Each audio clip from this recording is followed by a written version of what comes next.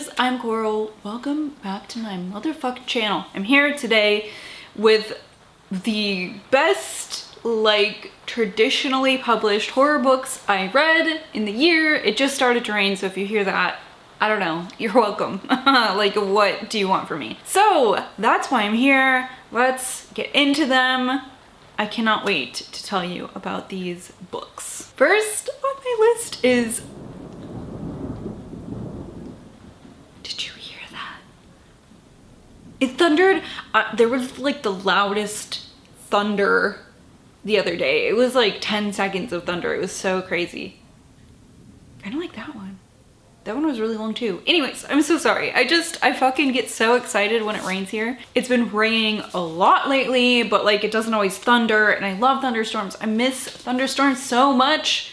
We just don't get them here. Anyways, I wanted to tell you about Sundial by Catriona Ward. Oh my god, like not only was this book just like touching a fucking outlet, right?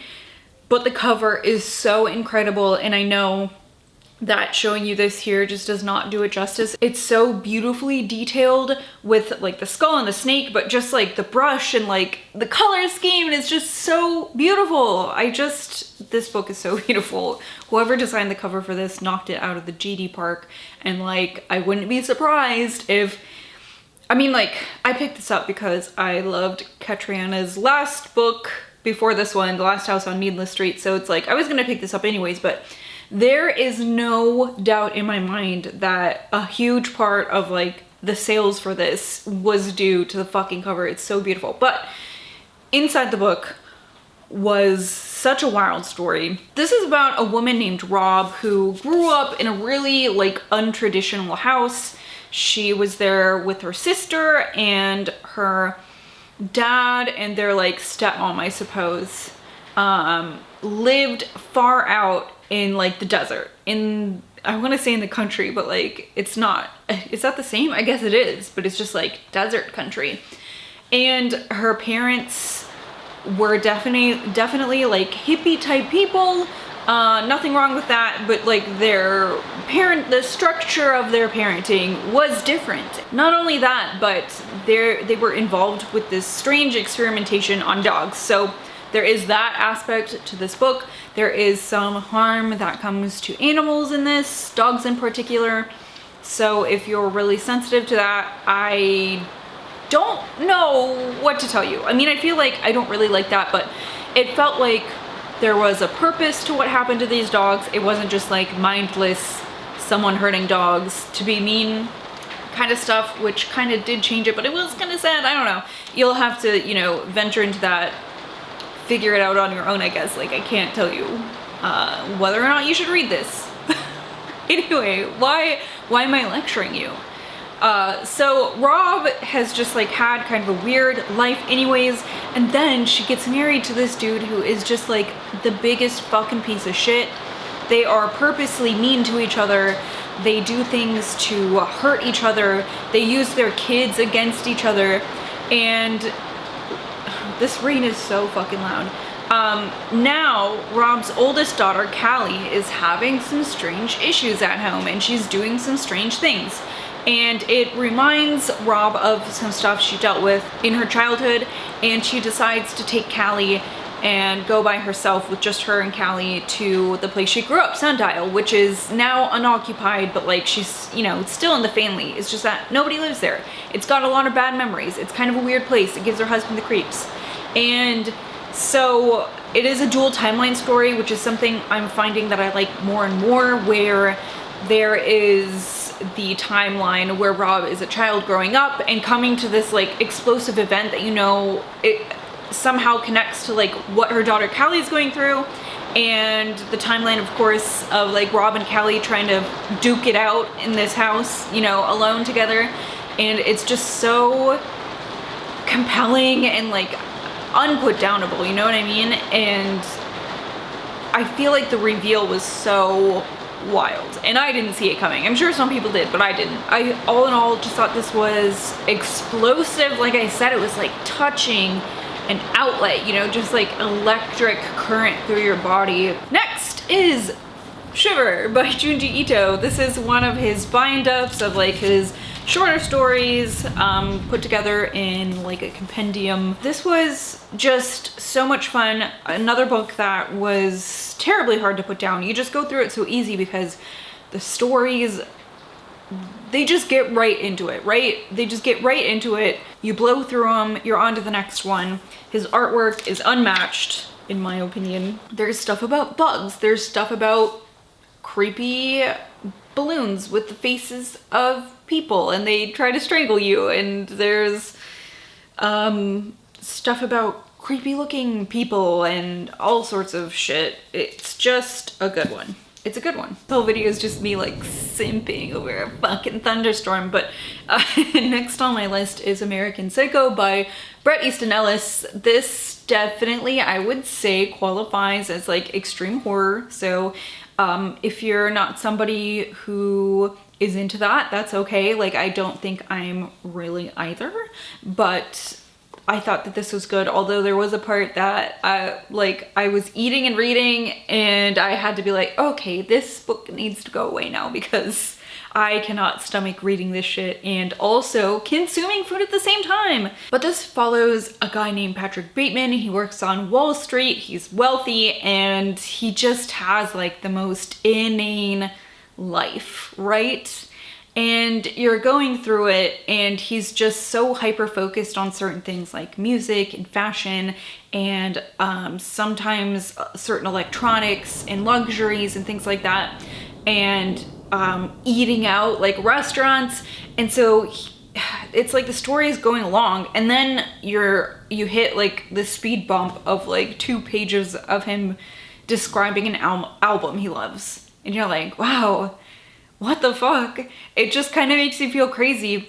And then I don't know, he's just like around these people who are very similar, although like you come to find out Patrick Bateman in his spare time is like murdering homeless people and murdering sex workers and stuff like that. And he's a sick puppy for sure. So it was really interesting just the way that this book is written, I think, because you think about it and you're like, oh, this dude's just a serial killer, but like it's so much more than that. But it is very gruesome. It's super gruesome. It's like very fucking gruesome. So enter at your own risk. I really am surprised with how much I liked this, I think. But it was fantastic. Next on my list is The Between by Tananarive Due. This is about a man named Hilton who is an adult at this point in the book, and he's got a family, he's got a wife and children, and he's just like trying to live his fucking life, right? But he starts to get these dreams again. Dreams that he had previously had to go to therapy for because they were affecting his life. And like now he's kind of stressed out and these dreams are coming back and he's reliving these memories of this traumatic event that happened in his past where he almost drowned. His grandmother jumped into, I think it's like a lake or a river, like some body of water to save him. And she did save him, but she drowned herself in the process. So it's like really terrible. Like his grandmother was the person who was raising him and now his caretaker died, saving him. It's just so traumatic. And these dreams progress to where it's not always about the drowning again, but he's having a hard time distinguishing what's reality and what's not. Like he'll do this thing and then it will be like, did that happen? Because everyone's acting like that didn't happen, but I remember it happening. And so it's like really weird and confusing. This is kind of like a fever dream. I remember there was this one part though where like something happened and like my body physically reacted to it. Like I got goosebumps and like my heart rate went up and I was like, holy fuck. Hi, I'm sorry, I can't remember what I was just saying because the rain got like super heavy and I looked and it was fucking hailing, so like I had to go look, and there's also like a package sitting in the rain on my doorstep, so great. Anyways, Hilton isn't sure what's reality and what's not. It's fucking up his life, and this is just a really, really great book. See how loud it is? It's cause it's fucking hailing. Next, I'd like to tell you about Such a Pretty Smile by Kristi DeMeester. Oh my god, this book was so fucking fantastic. This is another one with dual timelines. So we're following, what's her name? We're following a woman named Caroline in the past. And this is before she has her daughter, Lila. And Lila is the timeline we're following in the present day. But in both timelines, there are these murders happening, and they end up calling like the suspected murderer who's never been caught the Cur, which I always thought was like a nickname that meant like coward, right? But I found out recently, actually, when I read a book about rabies, that like cur means dog. And so it's like, sure, maybe you're calling someone who's acting cowardly a cur, but you're really calling him like a dog, you know what I mean? You're not calling him a coward. So I thought that, I mean, this just like brings a whole new meaning, and it's like, oh my god, it's because he was like the murders were like animalistic, and like these young girls, these like teenage girls are being ripped apart by the Cur, right? And the murders themselves are, or the victims of these murders are young teen girls who are being perceived as like doing something wrong, you know, something that society would be frowned upon. So it's almost like they're being targeted for being like slutty, or, you know, something that society would perceive as being wrong.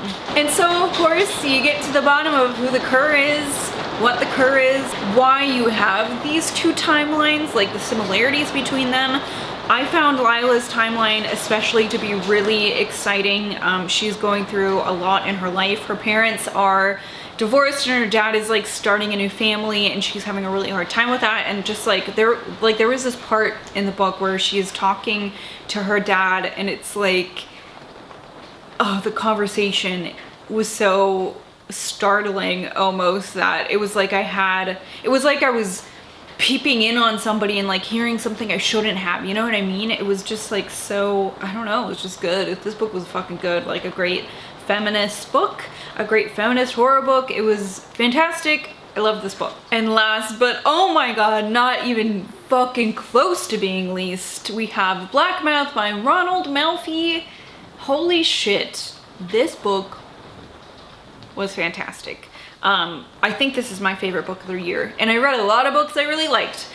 This is another dual timeline book where we're following, what's his fucking name? Jamie as an adult, and he is an alcoholic. He's not even like recovering, you know what I mean? He is still, he doesn't want to recover. He doesn't want to get better from this, and you know, get the impression that this all stems from shit happening in his childhood. His home life was not great, and now his mother has recently died, and he's left to care for his brother who has Down syndrome, who can't take care of himself. And so like Jamie isn't really sure what, it's just like a time of transition, right? And like Such a Pretty Smile, these murders start happening, which really remind Jamie of these murders that were happening when he was a kid. And that all culminated in this thing with like his friends. And so now as adults, these friends are getting back together, trying to solve like this murder, and it's all connected to this guy they call the Magic Man.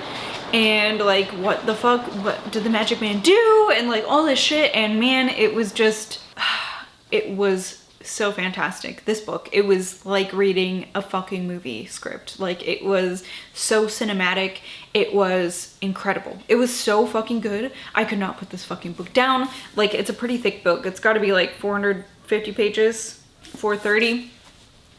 And I just like could not fucking put it down. It was, I just needed to know what was going on. And I needed to know what the Magic Man did. And I needed to know how this was connected to these murders that are happening now in the modern day.